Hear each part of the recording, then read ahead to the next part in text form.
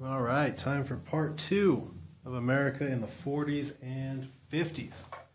So, last time we ended with, let's see here, with a little bit of baby boomers, Rust Belt, Sun Belt, that sort of a thing. And today we will, or I guess right now, depending on when you see this, we will continue on. So, review stuff for the Cold War from last time. Okay, the U.S. and Russia held vastly different points of view after World War II, which led to the Cold War into partitioning.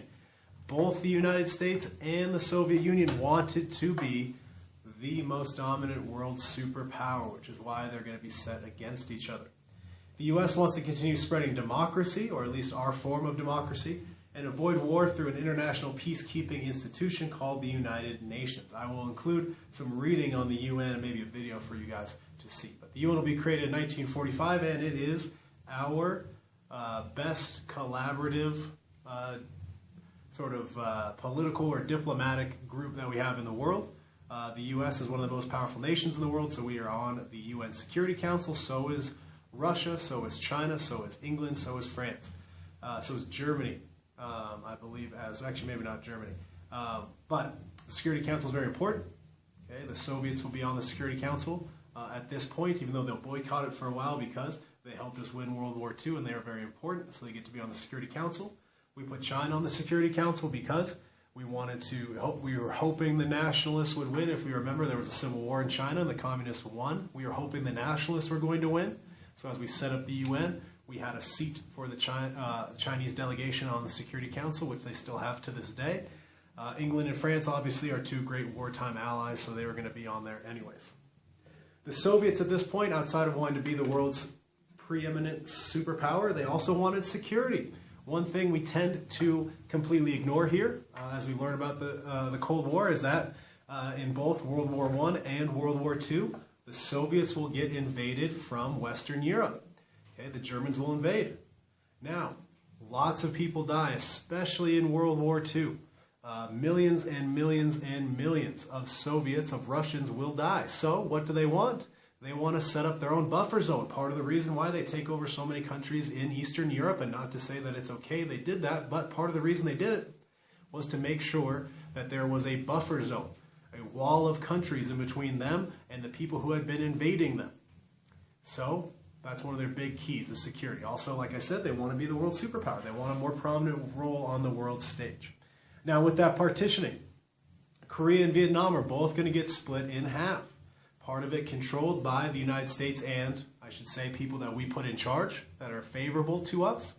And the other side controlled by the Soviets, or people that they put in charge that are better for their interests. In both of these countries, in Korea and in Vietnam, we're going to have wars over the containment of communism. Germany will be split in half. One half, the eastern half, goes to the Soviets. The western half is split into 4 zones. I should say 3 zones. So the one zone is the Soviets in the east. The west is split into 3 zones, the United States, France, and England, each getting a piece. And then Berlin itself is also split into 3 pieces, or 4 pieces. We talked about this with the Berlin airlift a few lectures ago. So, that with the review. The election of 1952. Okay, Truman declines to run for re-election. Remember, FDR wins 4 elections. Then after he dies, we put in a law saying you can only serve 10 total years, 2 terms, and then 2 years of you taking over for somebody if you were vice president. So Truman at this point has served 6 years. He could have run again, but he decided not to. Eisenhower, Dwight D. Eisenhower, former military leader of all allies during World War II, will run with future President Richard Nixon as his running mate, and they defeat Adlai Stevenson and some guy named Sparkman, who you don't need to know, in a landslide election in 1952. You can see the map right there.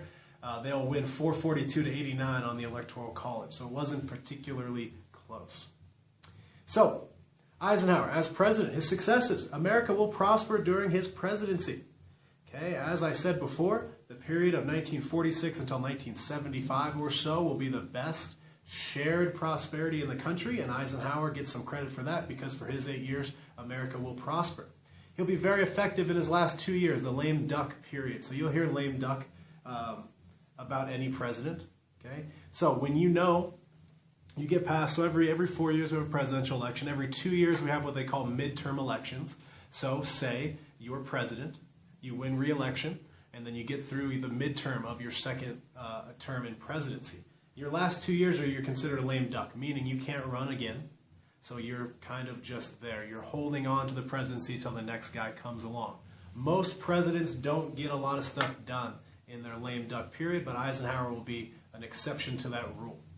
He will balance the budget 3 times in his 8 years in office, and he will use public works projects to revitalize parts of the country. So he'll use big government programs. He'll take tax revenue from rich people. At this point, the marginal tax rate, the highest tax rate for the richest Americans was 92%, which is almost 60% higher than it is right now. He'll take that tax money and he'll use it to build things that revitalize parts of the country. So all the Great Lakes cities through the St. Lawrence Waterway Project, and of course the biggest one, the federal highway system. That was all paid for by redistributive tax revenue. And it was a huge big government project under a Republican, Dwight Eisenhower. He will further the New Deal and the Fair Deal, and he'll make them part of American life going forward, which angered some conservatives. They were happy to get a Republican in office. They thought that it would slow down some of the big government expansions that start during the New Deal, but it doesn't happen under Eisenhower. He creates the Departments of Health, Education, and Welfare, which are all still around today. He will extend Social Security benefits, and he will raise the minimum wage. He'll try to seek a middle ground between conservative financial policies and progressive New Deal and Fair Deal policies throughout his presidency. So the Federal Highway Project, as we can see here, there's lots of them. Okay, obviously I-70 is the big one that we know about here, but they connect all the states. It's huge for shipping, especially for big retailers like Amazon, Walmart, that sort of a thing.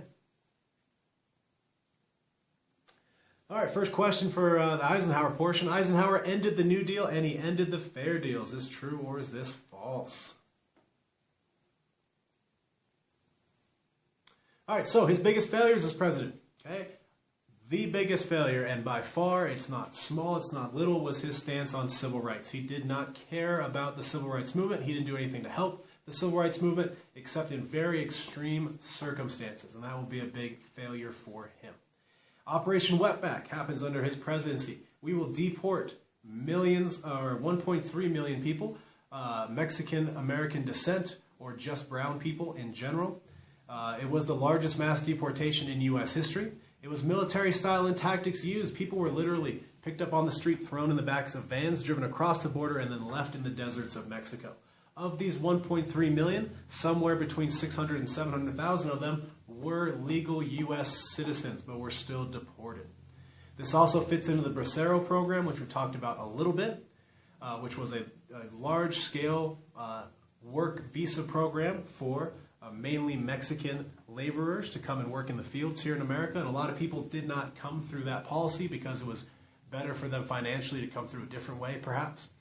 So a lot of these people, a lot more than that 1.3 million number, will be taken across the border, forced to sign the paperwork for the Bracero program, and then allowed back into the country. His policies towards the Middle East, South, and Central America were extremely destabilizing for the regions. These are policies that we still feel to this very day.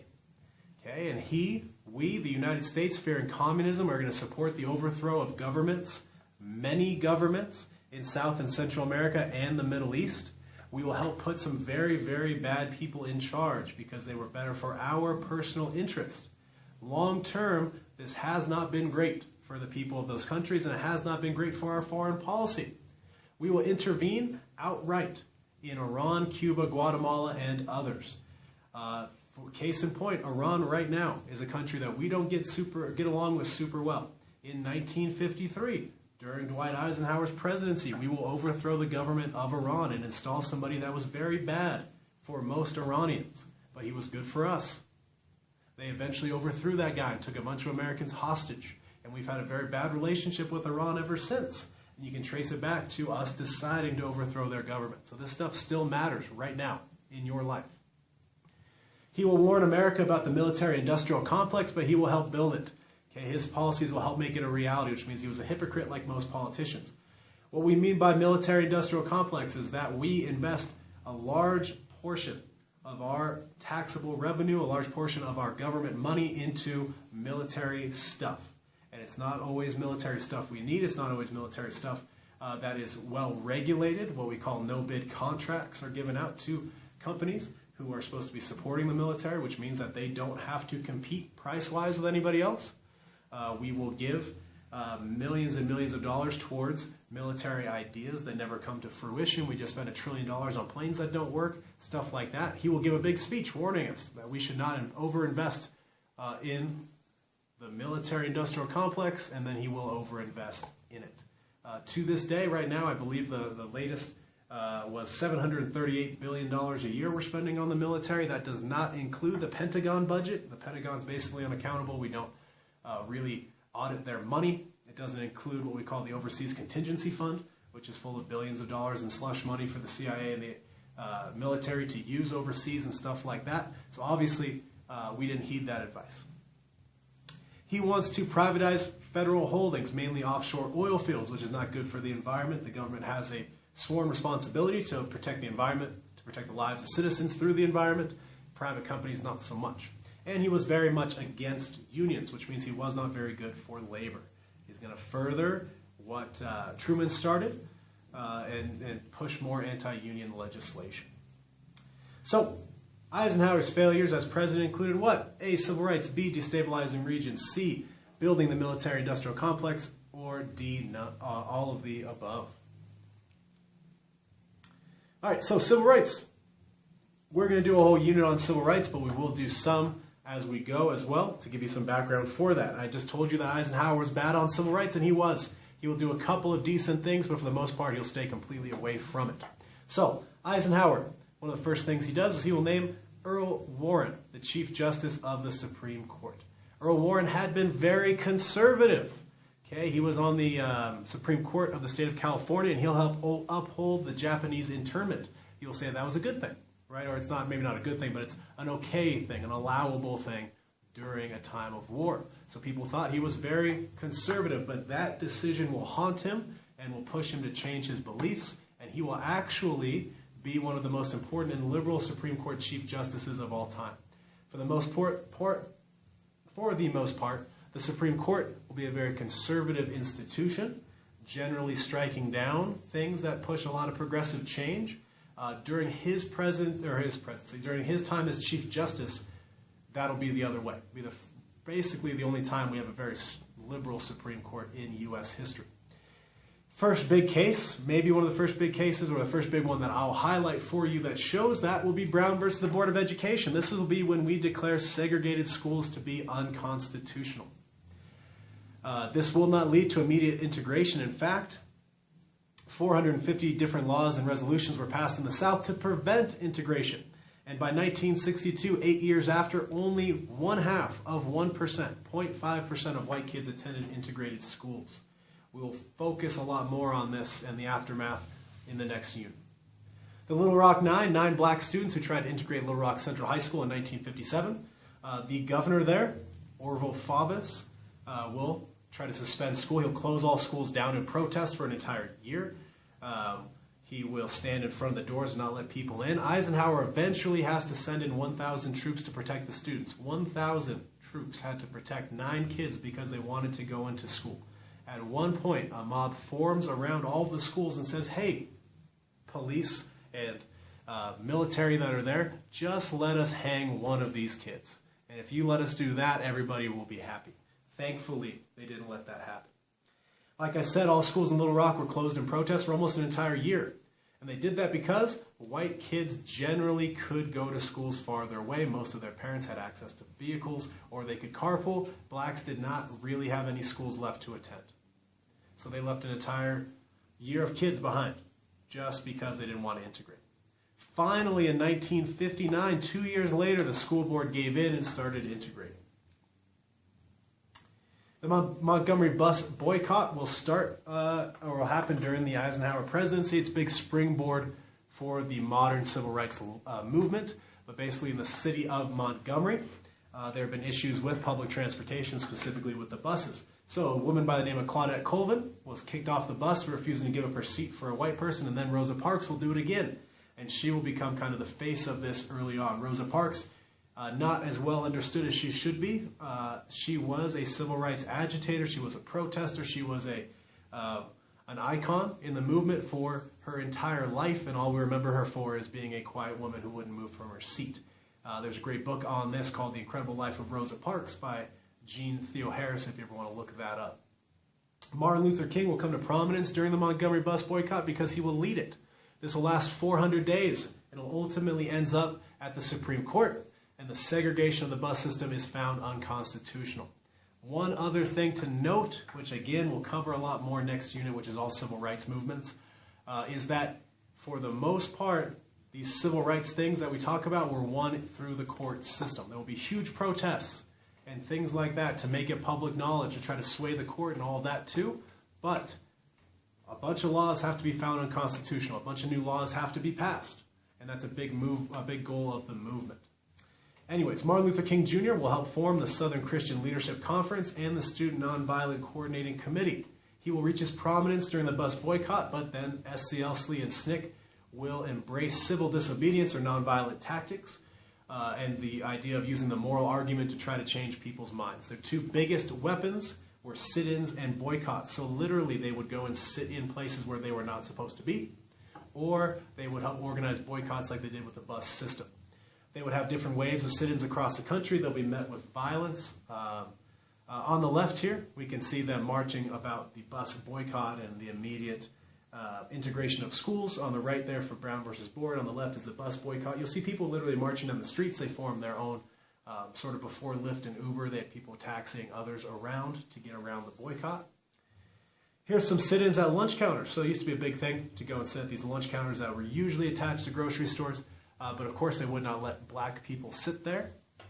So they started just sitting there, and they wouldn't fight back, they wouldn't punch anybody, they would just sit there until they were forcibly removed. As you can see there in the middle, they'd have drinks poured over them. You can see also in the middle a white ally of the movement. Then eventually they'd be carried out and booked into jail. So that's where we're going to leave civil rights for now. Like I said, next unit's going to be a lot of civil rights, not just the African American movement. We're going to talk about the American Indian movement, the Latino civil rights movement, the gay civil rights movement, and the women's liberation movement. A lot of stuff happens all around the same time. Anyways, Cold War politics is going to dominate Eisenhower's presidency, and he bases it on two major principles that we are going to follow for basically the rest of the Cold War. Okay? So, Secretary of State Dulles was way more aggressive, Eisenhower more moderate. Big difference between the two of them is that Eisenhower actually had to go through a lot of war and see a lot of people die, which is probably why he was more moderate. But the two major principles of Cold War politics under Eisenhower and beyond, number one is to encourage the liberation of Eastern Europe, which means get the communists out of Eastern Europe. Liberate those countries and add them to NATO, get them on our side. And then that's all backed up by the idea of massive retaliation. Basically, anytime the Soviets or the Chinese or communists did anything that we didn't like, they would be met with nuclear attacks or threatened with nuclear attacks. Okay, with that said, that means the nuclear arms race is going to continue. Both the United States and the Soviet Union are going to be looking for the advantage and for what we call preemptive strike capabilities, which means that we could see that somebody else was going to attack and we could strike first. This fits into what Eisenhower called the New Look military, which meant that he wanted to scale back the Army and Navy, and especially in terms of personnel, right? How many people are actually serving. And he wanted to increase the Air Force and the nuclear arsenal. He thought a nuclear force would be more bang for the buck than traditional troops, but what it will do is make us less agile, less flexible for smaller engagements, which means that we can't just send some people into peacekeep because we don't have that many people. It means all we can do is handle huge things, right? We're not going to nuke over every little thing. We can only threaten the nuke over huge things. So in reality, military costs are going to soar, and they continue to soar because of our infatuation with increasing technological capabilities and nuclear capabilities and all of that. So there is Eisenhower meeting with Dulles. Dulles himself, not a particularly great dude, but he does have airports named after him here. So, next question. The two major principles that Eisenhower held for our foreign policy and other presidents are going to continue holding. There'll be two correct answers on this one. Is it A, liberating Eastern Europe, B, the Warsaw Pact, C, massive resistance, or D, massive retaliation? So again, there's two correct answers on that one.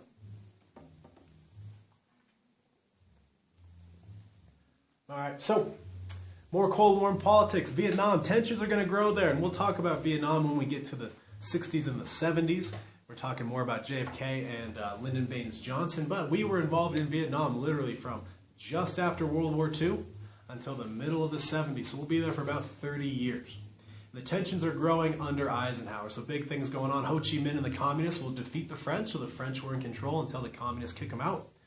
The pro-Western administration under Ngo Dinh Diem will take Saigon, and we will prop them up and eventually support him during the war. SEATO, okay, which we talked about with containment, which is the Southeast Asian Treaty Organization, is created to prop up the Diem administration. Again, that was an effort to build sort of walls around the communist nations of the Soviet Union and China. So SEATO's in the east and NATO's in the west, and we're going to try to hold them there so they cannot continue to grow and spread, right? That's part of the containment strategy.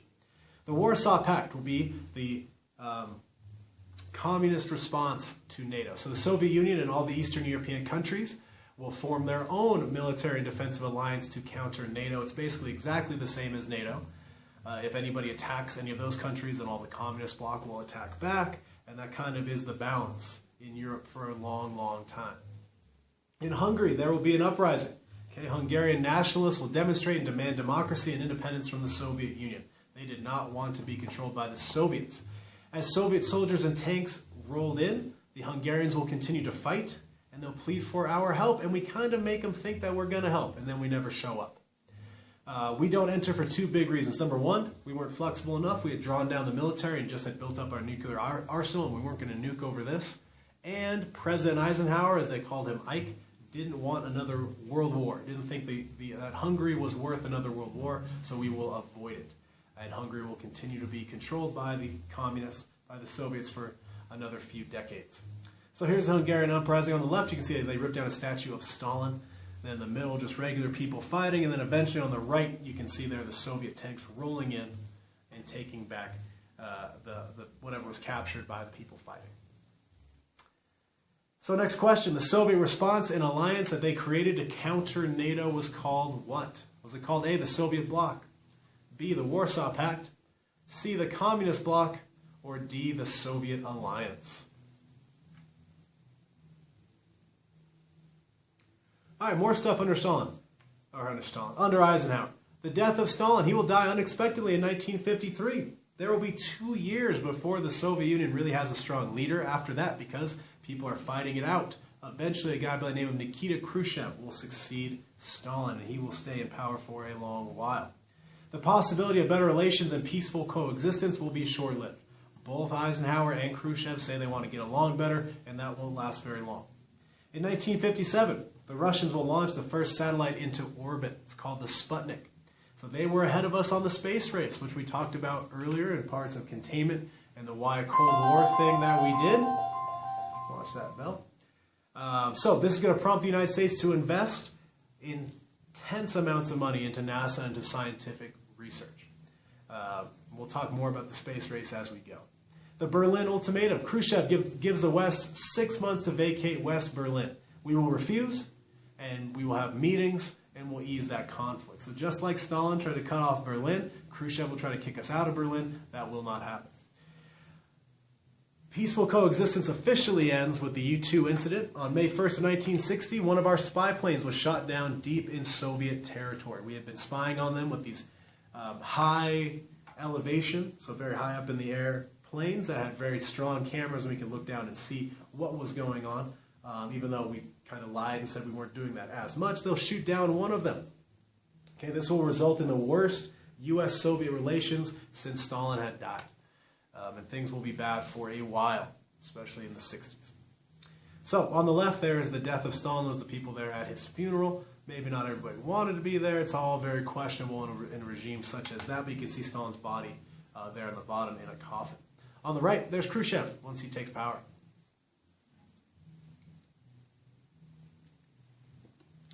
So, other foreign policy. Iran. Okay, Iran. I talked about this a little bit earlier. We will engineer a coup in Iran in 1953 that installed the Shah as dictator. Big reason for this. Okay, after World War I, we redrew all the maps in the Middle East. The United States did, France did, and England. We were the primary, or England was the primary driver of this, but we're going to be involved as well. When we redrew the maps, we helped create the Kingdom of Iran, and we put somebody in charge. And that person who was in charge made sure that most of the oil pumped in Iran was given to the United States or to England at very, very low prices that we could then refine and resell for much more and make a lot of money. The Iranians who were doing all this work, that had the oil and were pumping the oil and all that sort of stuff, made very, very little. We did not care because we wanted the money and the oil, and the leader that was in charge helped facilitate that. Regular Iranians did not like that, obviously. So, they will elect a guy by the name of Mohammad Mossadegh to be their prime minister. And Mohammad Mossadegh declares that he is going to take all foreign oil holdings, all that oil that is being pumped and sent to America or to England, he's going to nationalize it. He's going to say the Iranian government owns this oil now. It's in our land. It's under our ground. We are going to keep it, and we're going to pay our people better. This economically would be bad for America, would be bad for England. So, England's equivalent of the CIA and our CIA is going to help overthrow Mohammad Mossadegh. It will not be pretty. A lot of it will be kind of accidental in the way that it all works out, but it was our goal to overthrow him, and we did. We will install someone who will be called the Shah eventually, Shah Reza Khan. He will be the Shah of Iran. He will be the leader, and he will restore things back to the way that they were, which is great for America and bad for regular Iranian people. Great for England, bad for the Iranians. This will last for 26 years until the Shah is overthrown in what they call the Iranian Revolution over here. They call it the Glorious Revolution, I believe, in Iran, that installs the current government that they still have. The Suez Crisis. Okay, an Arab nationalist who was the leader of Egypt, Gamal Abdel Nasser, will decide that he should nationalize the Suez Canal. So we talked about the Panama Canal in this part of the world. In the Mediterranean, there's the Suez Canal that will link the Mediterranean Sea out towards all of the areas, all the sea and area to the south of the Middle East and into the ocean right there. He will take over the canal. He says we're not getting enough for it, so he is going to nationalize the Suez Canal. France and England and Israel all attack Egypt at the same time. It does not work. We denounced the attack, so did the Soviets. The troops will eventually leave, and Egypt continued to control the canal. England and France got mad at us for not getting involved, not invading ourselves. But the UN will stay to make sure that the international community could use the canal, and eventually will negotiate a settlement. This attack by France and England and the fact that they could not get what they wanted will put them sort of in the back seat in terms of world powers, and they still occupy that spot. So we're in the front seat.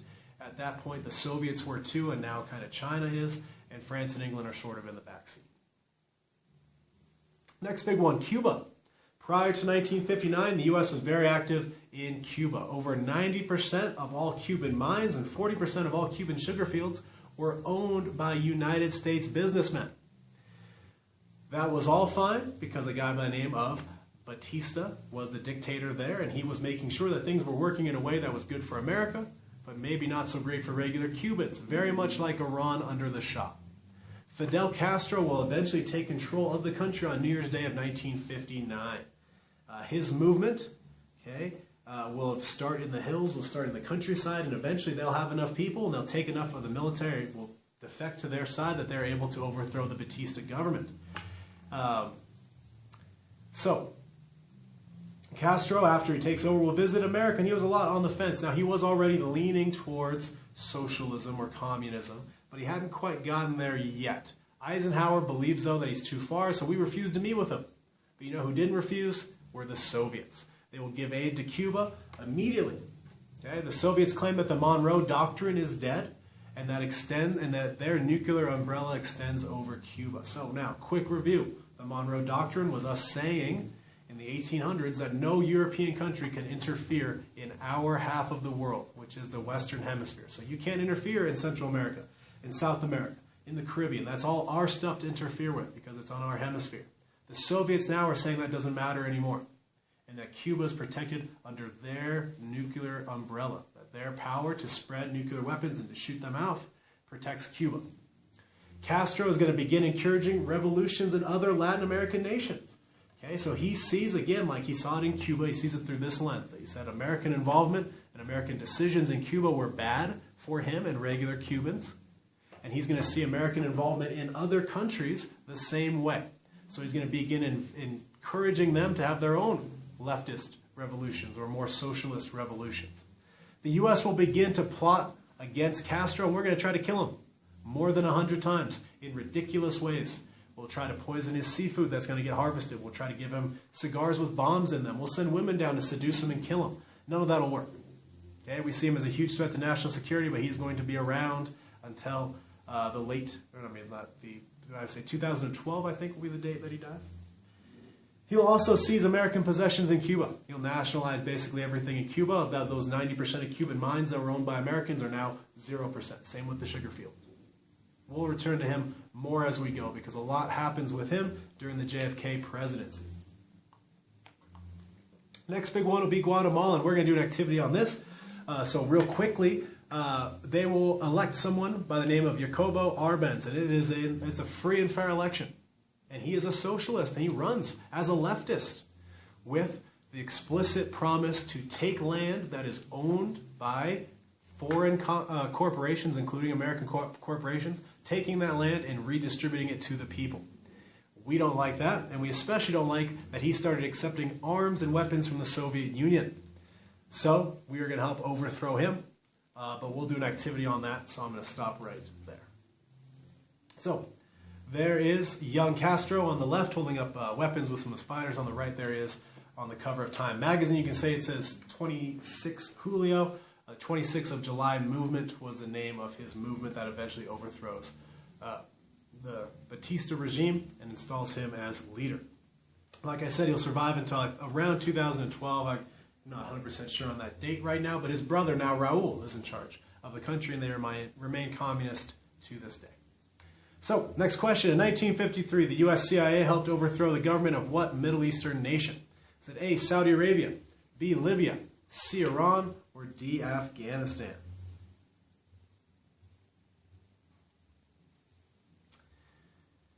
All right, other foreign Cold War stuff, foreign policy during this time, and everything during Eisenhower. This is very important for you to understand. Okay, following World War II, North American companies and the U.S. government will resume investing in Latin America. Invariably, they saw los jefes, or strongmen and dictators, as more stable for their interests. So between 1950 and 1969, new U.S. investment in Latin America totaled more than $4 billion, while profits were nearly $13 billion. So we're going to go extract a lot of wealth out of Latin America. It's going to be pushed mainly by North American companies, but the U.S. government is going to back up those companies. And when we get into situations where the government, whether it's freely elected or not in Latin America, might stand in the way of some of those profits, or maybe nationalizing things and moving in a more socialist direction, we will intervene and we will overthrow those governments to put in charge dictators, because we see right-wing dictators as better for our bottom line than left-wing dictators. So, the rise of a communist bloc